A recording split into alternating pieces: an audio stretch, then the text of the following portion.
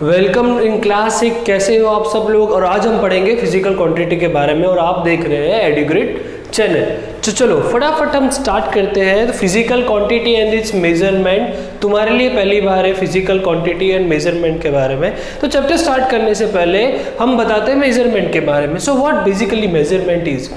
ठीक है, हम जब सुबह उठते तभी से हम देखते हैं कि आसपास की चीज़ों में सब जगह मेजरमेंट स्टार्ट हो जाता है। तुम इवन कहीं पे घूमने भी जाओ तो सबसे पहले तुमको पता करना है कि डिस्टेंस कितना है, कि यहाँ से उतना ट्रैवल करूँगा तो डिस्टेंस क्या होगा। तो इतना सब कुछ मेजरमेंट के रिलेटेड चीज़ें दिखती है आसपास।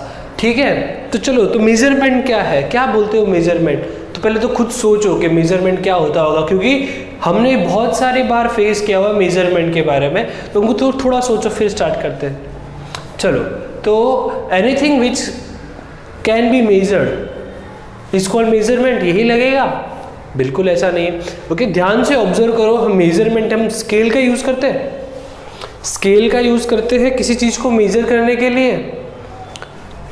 मेजर तो करते क्या है हम, हमारे पास 15 सेंटीमीटर की जो स्केल है वो मुझे उसकी लेंथ पता है कि इसका 15 सेंटीमीटर है, और मुझे बेंच की लेंथ है या किसी की पेंसिल की लेंथ मेजर करनी है, मतलब उसकी लेंथ पता नहीं है। तो हम क्या करते हैं, कंपैरिजन करते हैं। किसको, नोन को अननोन के साथ। तो comparison of A known quantity with N unknown quantity is called measurement. मतलब जिसकी वैल्यू तुम्हें, जिसकी यूनिट तुम्हें पता हो, उसका कंपैरिजन हम करेंगे अननोन चीज के साथ, उसे हम बोलेंगे मेजरमेंट। तो देखो डेफिनेशन ये रहा, determining the exact value of an unknown quantity by comparing with an known fixed quantity.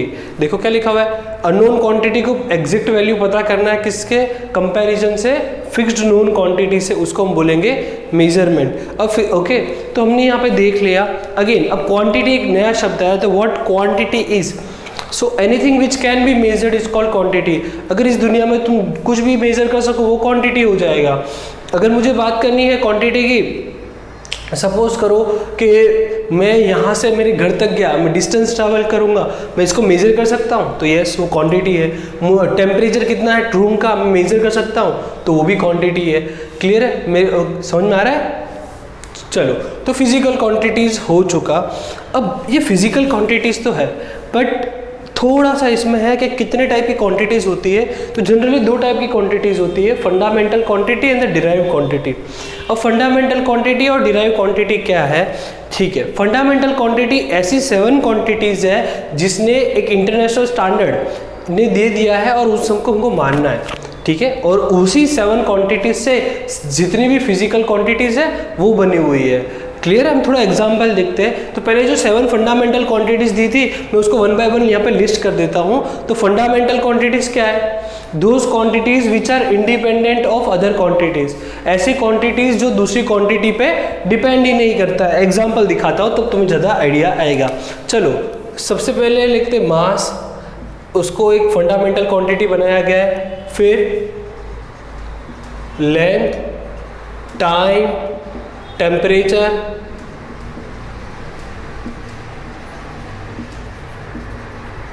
Electric current,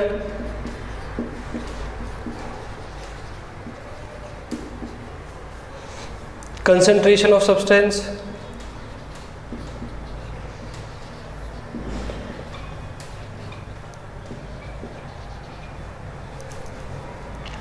luminous intensity,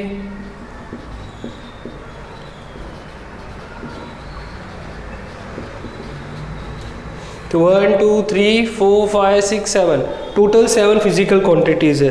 तो इन ये 7 फिजिकल क्वांटिटी, देखो मास को मेजर कर सकते हैं तो क्वांटिटी है, लेंथ को मेजर कर सकते हैं यस, टाइम को मेजर कर सकते हैं यस, टेम्परेचर को मेजर कर सकते हैं यस, इलेक्ट्रिक करंट को भी मेजर कर सकते हैं, कंसंट्रेशन ऑफ सब्सटेंस भी मेजर कर सकते हैं, लुमिनस इंटेंसिटी भी मेजर कर सकते हैं। तुम्हारे माइंड से बाहर होगा concentration of substance and the luminous intensity, but कोई बात नहीं, फिलहाल के लिए तुमको इतना ही करना है। कहाँ तक, इलेक्ट्रिक करंट तक।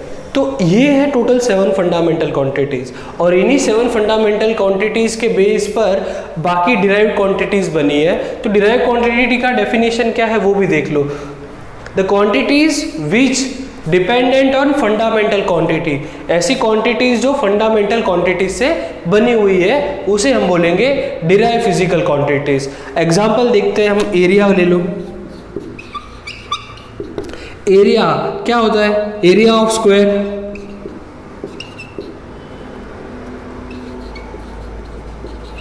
Side multiply by side. चलो साइड को हम मेजर करते हैं, लेंथ है वो, तो लेंथ आ गई फिजिकल क्वांटिटी। तो कितनी बार हो गई लेंथ, 2 बार, तो लेंथ इंटू लेंथ, तो ऐसे हुआ। तो एरिया मतलब 2 बार लेंथ, और लेंथ का यूनिट हमने जो दिया हुआ है मीटर इंटू मीटर, मतलब मीटर स्क्वायर। क्लियर है स्टूडेंट्स? तो हमने क्या पढ़ा, क्वांटिटी, फिर क्या पढ़ा, मेजरमेंट क्या है, फिजिकल क्वांटिटीज क्या है, और कितने टाइप की क्वांटिटीज है हमें। तो हमने इस वाले पहले वाले वीडियोस में देखा था कि कैसे क्वांटिटीज, यूनिट, उन सब के बारे में बात की थी हमने। अब हम बात करते हैं कि जब ये क्वांटिटीज यूनिट बन तो गई थी, पर पुराने ज़माने में कोई इंस्ट्रूमेंट नहीं थे। अभी तो तुम्हारे पास स्केल है, तुम मेजर कर लेते हो, पर पहले लोग मेजरमेंट कैसे करते होंगे, तो उनके ट्रेडिशनल मेथड है। तो मैं बात करूंगा बेबीलोन और इजिप्ट पीरियड की। ये जो 2 पीरियड है, मतलब ये जो 2 है, इजिप्शियन और बेबीलोन, तुमने इजिप्ट में देखा होगा कि उनका आर्किटेक्चर कितना मस्त है, पिरामिड्स बनाते हैं वो इतना, और वहाँ पे कुछ मेजरमेंट था ही नहीं, तो भी उन्होंने इतना अच्छा बनाया। तो वो मेजरमेंट कैसे करते थे उनके बारे में अच्छे से पढ़ेंगे। तो वो मेजरमेंट चीज़ें करने के लिए यूनिट, जैसे हम अभी कैसे लेंथ के लिए किलोमीटर, लेंथ के लिए मीटर लेते हैं, टाइम के लिए सेकेंड लेते हैं, वैसे वो लोग लेंथ के लिए क्या क्या लेते थे। तो पहला आता है उसमें क्यूबिट। कौन से टूल थे, क्यूबिट। क्यूबिट मतलब ये इतना हाथ, ये अपने मिडिल फिंगर के टिप से लेकर अपने फोर आर्म के एंड तक, ये 1 क्यूबिट होता था। ठीक है, अब मुझे सपोज को लेंथ मेजर करनी है, तो ये कितने क्यूबिट होगा, मैं लिख दूंगा 5 क्यूबिट, मतलब वो लेंथ हो गया। उसके बाद हैंड स्पैन यूज करते थे वो। हैंड स्पैन क्या होता है, ये लिटिल फिंगर की टिप से अपने थंब के टिप तक, ये जो डिस्टेंस है इसको वो हैंड स्पैन बोलते थे। ठीक है, फिर फिंगर, मिडिल फिंगर की थिकनेस, उसको वो यूज करते थे एज अ मेजरमेंट। चलो, तो यहाँ तो ट्रेडिशनल सिस्टम हो गया, पर इससे अब थोड़ा एडवांस होगा जनरेशन। अब जनरेशन एडवांस हो गए, ग्रीक पीरियड पे आए, तो ग्रीक ने क्या किया, फुट का यूज किया लेंथ को मेजर करने के लिए। अब फुट क्या है, अपने जो अपना पाँव है ना, उस पाँव की लेंथ, उसको बोलते हैं फुट। कहाँ से, अंगूठे से लेकर पूरे अपना नी तक, उसको। ओके, तो उसने स्टैंडर्ड यूनिट मान लिया फुट को। ठीक है, तो ग्रीक का सिस्टम ये रहा। तो देखो, foot was there fundamental unit of length. फंडा मतलब उनका स्टैंडर्ड लेंथ था। A foot was the length of an adult person bear foot. एक अडल्ट इंसान के बेयर फुट की लेंथ की बात करेंगे। अब मेडिवल पीरियड, अब हिस्ट्री को 3 पार्ट पे डिवाइड किया हुआ, उसमें से हम मेडिवल पीरियड की बात करेंगे। मेडिवल पीरियड में British traditional system of measurement ने एफपीएस सिस्टम को चुना क्वांटिटी के लिए। एफ मतलब लेंथ के लिए फुट, जो ग्रीक ने रखा था वही ब्रिटिश ने भी रखा। लेंथ को फुट, वेट को पाउंड में मेजर करने लगे, टाइम को वो सेकंड में। यूनिट्स की बात कर रहा हूं, क्वांटिटीज की बात, क्वांटिटी की बात नहीं कर रहा, यूनिट बात कर रहा हूं। तो एफपीएस वहां पे 1 फुट इक्वल टू 12 इंच हुआ। 1 foot equal to 12 inch. Traditional units के बाद अब हमको स्टैंडर्ड यूनिट की जरूरत होने लगी, और उसका क्यों, नीड फॉर स्टैंडर्डाइज यूनिट। क्यों स्टैंडर्डाइज यूनिट, अब देखो क्यूबिट और हैंड स्पेन हमने क्या बोला था, हैंड्स है, फिंगर्स है, बट ये चीजें चेंज हो सकती है। अगर किसी पर्सन की हाइट बहुत बड़ी है तो उसकी चीजें भी चेंज हो जाएगी। अगर किसी की हाइट छोटी है तो उसका हाथ छोटा हो जाएगा। तो उसका रीजन क्या है कि मैं कुछ और मेजर करूंगा, दूसरा कोई और मेजर करेगा। इसको एक एग्जांपल से समझते हैं। चलो, एक दुकानदार है, एक दुकानदार की हाइट बहुत ही बड़ी है और दूसरे दुकानदार की हाइट बहुत छोटी है, तो तुम किसके पास जाना पसंद करोगे? ऑफ कोर्स सी बात है, बड़े वाले के पास। द रीजन, क्योंकि उसमें मुझे ज्यादा क्वांटिटी मिलने का चांसेस है कंपेयर टू छोटा दुकानदार के रिस्पेक्ट में। तो ये चीजें ठीक थी, प्रॉब्लमेटिक क्रिएट हो रही थी। और ये अगर साइंटिफिक मुझे कुछ बनाना है, कुछ इंस्ट्रूमेंट बनाना है, तो मेजरमेंट परफेक्ट नहीं है, मैं किसी बाहर फॉरेन कंट्री से कुछ मंगवा रहा हूं बट वो कुछ और लेंथ खा रहा है, तो प्रॉब्लम क्रिएट हो रही है। तो यहाँ पे हमको बहुत ही नीड हो गई स्टैंडर्डाइज यूनिट की। स्टैंडर्डाइज यूनिट मतलब क्या, कि पूरी दुनिया माने उसे। ठीक है, ज्यादा से ज्यादा लोग उसे माने तो वो यूनिट सिस्टम बन जाता है एक। चलो, तो हम उसी की बात करेंगे कि क्यों नीड फॉर स्टैंडर्डाइज यूनिट जरूरत पड़ा। तो देखो, ट्रेडिशनल यूनिट थी वो वेरिएबल थी, बार बार चेंज होती थी। ठीक है, तो उसको साइंटिफिकली हम यूज नहीं करते थे। तो एक मैट्रिक सिस्टम आया जिसको किसने दिया, 1791। देखो, इतना पुराना, फ्रेंच एकेडमी ने दिया था। इसके में उसने डेवलप किया एक सिस्टम में जहां पर वो लेंथ को मीटर में मेजर कर रहा है, मास को ग्राम में मेजर कर रहा है, कैपेसिटी को वॉल्यूम में। ठीक है, ये जो मैट्रिक सिस्टम था वो लोगों के लिए इजी था समझना। अगर जितना इजी होगा उतना वो लोग उसे एक्सेप्ट करेंगे, अदरवाइज तो मुश्किल है। क्लियर है स्टूडेंट्स? अब MKS, अब मैट्रिक सिस्टम के बाद थोड़ा और डेवलपमेंट हुआ। देखो जैसे जैसे चीजें डेवलप होगी वैसे वैसे यूनिट सिस्टम भी बढ़ते जाएंगे, तो दो और नए यूनिट सिस्टम आए, MKS एंड CGS। जो MKS यूनिट सिस्टम था वो किस पे बेस्ड था? ओके, तो मीटर किलोग्राम सेकेंड, MKS उस पे बेस्ड था, और CGS centimetre gram second. Full form ही है कि जहां पे हम लेंथ को सेंटीमीटर में मेजर करेंगे, वेट को ग्राम में, टाइम को सेकेंड में इन CGS, और MKS के अंदर हम मीटर, लेंथ को मीटर में, वेट को किलोग्राम में, टाइम को सेकंड में। ये सब यूनिट सिस्टम है। देखो ये होता क्या, तुम थोड़ा कंफ्यूज हो रहे होंगे यूनिट सिस्टम को लेकर। देखो जैसे मैंने बोला कि लेंथ को मीटर में मेजर करेंगे, ठीक है, या सेंटीमीटर में मेजर करेंगे, तो मैं क्या करूंगा कि कुछ फिक्स लेंथ बनाऊंगा, सपोज करते इतनी, ठीक है, और मैं एक इंटरनेशनल यूनिट हूं जिसमें मेरे पूरी लोग बात मानने वाले, तो मैं बोल देता हूँ कि भाई इतने, मतलब इतने को आज है ना तुम, चलो इतने को तुम 1 मीटर मानना, ठीक है, और इसकी मैं कॉपी बना के सबको दे दूंगा, तो लोग मानने लगेंगे। तो इसका नाम क्या था? 1 मीटर को मैंने रख दिया और कॉपी बना के दे दिया। तो क्या कर रहे हैं लोग, उसकी कॉपी बना के यूज करते हैं। तो ऐसे सिस्टम बनता है। तो कंफ्यूज मत होना कि सर ये क्या बार बार आप नाम बदल रहे हो। तो नाम कैसा है, ये सब यूनिट सिस्टम बनाए हुए उन लोगों ने किसी चीज की मदद से। अब इंटरनेशनल सिस्टम, तो ये दोनों अगेन दो प्रॉब्लम यहाँ पे क्या है, तो दो सिस्टम है, MKS और CGS। और हुआ क्या, 20th सेंचुरी की स्टार्टिंग में MKS बहुत ही पॉपुलर हो गया, लोगों को बहुत पसंद आने लगा, बट कहीं कहीं अभी भी CGS यूज कर रहे थे लोग। तो प्रॉब्लम तो अभी भी वहां पर ही है कि कंफ्यूजन है, दो यूनिट सिस्टम है। तो इसको भी सॉल्व करने के लिए एक कॉन्फ्रेंस रखी गई 1960 में, कहां पर? पेरिस में। उस कॉन्फ्रेंस का नाम था general conference of weight and measures. इस वेट्स एंड मेजर के अंदर 7 फिजिकल क्वांटिटीज की यूनिट दी गई, और उन 7 फिजिकल क्वांटिटी को यूनिवर्सली एक्सेप्ट करवाया, ठीक है। चलो, तो अब मैं 7 फिजिकल क्वांटिटीज का नेम भी लिख देता हूं 1 by 1। इंटरनेशनल सिस्टम जो बनाया था, वो जो मीटिंग हुई थी पेरिस के अंदर, उसके अंदर जो 7 फिजिकल क्वांटिटीज का डिस्कस किया था, आज उस क्वांटिटी के बारे में तुमको बता देते हैं। तो टोटल 7 फिजिकल क्वांटिटी, तो उसको 1 by 1 मैंने लिस्ट किया हुआ। देखो, length, mass, time, electric current, temperature, amount of substance and luminous intensity. तुम्हें टेम्परेचर तक समझ में आएगा, ये दो समझ में नहीं आएगा, वो हायर स्टैंडर्ड्स के लिए है, बट तो भी याद तो रखना है तुम्हें। तो देखो कौन सी फंडामेंटल क्वांटिटीज थी। देखो कौन सी क्वांटिटी आई, फंडामेंटल क्वांटिटी। में तुमको बताया था fundamental quantity and the derive quantity. तो ये फंडामेंटल क्वांटिटीज ये है, और इसी क्वांटिटी से दुनिया की सारी यूनिट्स बनी हुई है, ठीक है। चलो, तो लेंथ को क्वांटिटी का यूनिट दिया मीटर, मास को किलोग्राम, टाइम को सेकेंड, इलेक्ट्रिक करंट को एम्पियर, टेम्परेचर को केल्विन, अमाउंट ऑफ सब्सटेंस को मोल, लुमिनस इंटेंसिटी को कैंडेला, ठीक है। अब जो ये नाम दिए हुए ना, अगर तुमको सर्च करना है, तुम्हारी क्यूरियोसिटी लेवल को मैं ओके देखना है, तो देखो क्या करना कि डिफाइन मीटर लिखना, तुम्हें बताएगा कि इंटरनेशनल सिस्टम ने मीटर को कैसे बताया। जैसे मोदी जी आए, मोदी जी ने क्या बोला कि आज से अपने 500 रुपीज की नोट बंद हो जाएगी, ठीक है। तो 500 रुपीज की नोट बंद हुई ना तब, तो फिर हमने क्या मानने लगा, किसी को करेंसी, अब वो 500 की कुछ वैल्यू है नहीं है। ऐसे ही मीटर, उन्होंने बोला ये मीटर है, तुमको मानना पड़ेगा, और उसकी कुछ लेंथ रख के फिक्स रख दिया है, वो तुम देखना, तुम्हारा मजा आएगा। अब मैं बात करूंगा multiples and sub multiple unit की।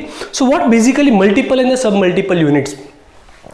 अब फिजिक्स में क्या है कि चीजों को स्टडी करना है एट द एटॉमिक लेवल, मतलब माइक्रोस्कोप से लेकर बड़े बड़े प्लैनेट तक, डिस्टेंस बिटवीन प्लैनेट, वो हमको देखना है। तो कितने छोटे से छोटे, बड़े से बड़ी चीजें आ गई, तो उसमें अगर मुझे कुछ लिखना होगा डिस्टेंस बिटवीन अर्थ एंड सन, तो कितना लिखूंगा 1,0,0,0,0,0,0,0,0 इतना बड़ा लिखूंगा नहीं। उसके लिए हम यूज करते हैं multiples and the sub multiples unit. अब देखो मल्टीपल यूनिट का काम क्या है, वो तुमको लार्ज फॉर्म क्रिएट करके देता है यूनिट का। Units are used to create a larger form बनाने के लिए। सब multiple units create a shorter form, छोटा फॉर्म बनाने के लिए। एग्जांपल से समझाते, चलो तुम्हें अगर नहीं समझ में आया हो तो, लेंथ का यूनिट है मीटर, और इसमें सेंटीमीटर की बात करूं तो ये सब मल्टीपल यूनिट है। क्यों? क्योंकि 1 सेंटीमीटर इक्वल टू 1/100 मीटर। तो क्या कर रहा है, डिवाइड कर रहा है, यूनिट को छोटा कर रहा है। जहां पे 1 किलोमीटर मतलब 1000 मीटर, तो यहां पे देखो मल्टीप्लाई कर रहा है, मतलब यूनिट को बड़ा कर रहा है, ठीक है students. Now students, guidelines for writing an SI unit. तुमको मैंने बताया था जो जनरल कॉन्फ्रेंस ऑफ वेट और मेजर पेरिस में जो मीटिंग हुई थी, वहाँ पे 7 फिजिकल क्वांटिटीज़ की यूनिट दे दी। अब उन यूनिट को किसी भी तरीके से नहीं लिख सकते, उनके कुछ रूल्स है, गाइडलाइंस है, तुमको फॉलो करने पड़ेंगे। तो पहला गाइडलाइन नाम है यूनिट नेम पैरामीटर पर। तो unit is generally in written in smaller letters, सारे के सारे स्मॉलर लेटर में लिखते हैं। तो एग्जांपल देखो ये रहा, मीटर तो METER, सेकेंड तो देखो पहला अल्फ़ाबेट सब में स्मॉल ही है, तुम कभी कैपिटल मत लिखना। दूसरा उन्होंने दिया हुआ, if a unit is derive from the name of the person its name always written in the smaller letter.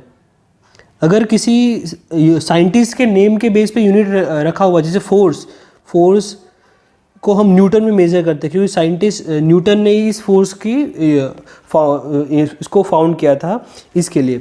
तो अब न्यूटन में तुमको जो भी तुम उसको पूरा लिखोगे तो कैपिटल जो फर्स्ट लेटर होता है वो कैपिटल नहीं आना चाहिए, वो स्मॉल ही आना चाहिए। कब? जब तुम पूरा का पूरा नेम यूज़ कर रहे हो, ठीक है। बट अगर सिंबल यूज़ कर रहे हो तो गाइडलाइन अलग हो जाएगी। यूनिट सिंबल, अगर सिंबल यूज़ करो तो अगेन, तो unit, the symbol of a unit is normal written in smaller letter. सारे के सारे जितने भी यूनिट्स हैं उनको स्मॉलर लेटर सिंबल में ही दिखाते हैं, जैसे मीटर को स्मॉल m से दिखाते हैं, ठीक है। बट ऐसी यूनिट जो साइंटिस्ट के नेम से डिराइव हुई वो उनको सिंबल यूज़ करो ना तो रिस्पेक्ट देनी है, तो थोड़ा रिस्पेक्ट देने के लिए हम क्या करेंगे, कैपिटल लेटर यूज़ करेंगे। तो देखो न्यूटन के लिए N, एम्पियर के लिए A, ठीक है। एम्पियर एक साइंटिस्ट था जिसने इलेक्ट्रिक करंट के बारे में फाउंड किया था। पास्कल के लिए PA, हर्ट्ज के लिए HZ। तो जितनी भी, तो अगर तुमको यूनिट कहीं दिखे और कैपिटल लेटर है इसका मतलब वो क्या है, साइंटिस्ट की यूनिट है। अब प्रीफिक्स नेम, अभी मैंने बात किया था multiples and sub multiple units, ठीक है। तो multiples and sub multiple unit, उन देखो prefix name are always written in smaller letter unless they occur in the beginning of the sentence. No space no hyphens are used between the prefix, मतलब ना कोई space छोड़नी, ना hyphens use करने, कुछ नहीं करना है। जैसे एग्जांपल देखो, जैसे ये सेंटीमीटर है, बेस्ट एग्जांपल है। सेंटीमीटर है तो देखो कभी भी कैपिटल C नहीं लिखना है, सिर्फ स्मॉल में ही लिखना है और कोई स्पेस नहीं छोड़ना, ना ये कोई डैश करना है, कुछ नहीं, कंप्लीटली सेंटीमीटर पूरा एक ही साथ लिख लेना है।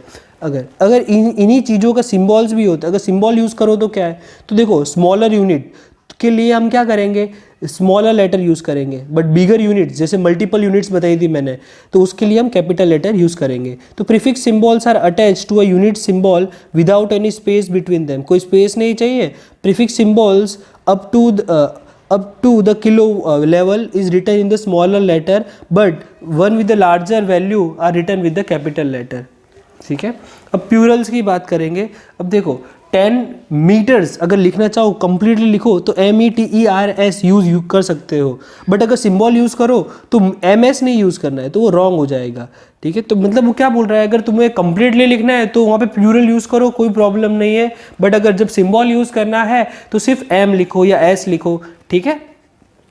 पंक्चुएशन मार्क, तो full stop is never put at the end of the unit symbol unless it occur at the end of a sentence, ठीक है। कभी सेंटेंस के बीच में तुमको दिख जाए तो वहाँ पे फुल स्टॉप नहीं लगा देने का। हाँ, अगर सेंटेंस के एंड में दिख रहा है तो ग्रामेटिकली फुल स्टॉप लगाना पड़ता है, बट वो इस यूनिट का नहीं है। तो एग्जांपल भी दिया हुआ है, देखो 50 सेंटीमीटर ऐसे लिखो तो राइट है, बट 50 सेंटीमीटर और डॉट लिख दो तो वो रॉन्ग हो जाएगा। I hope you like the video students, bye bye.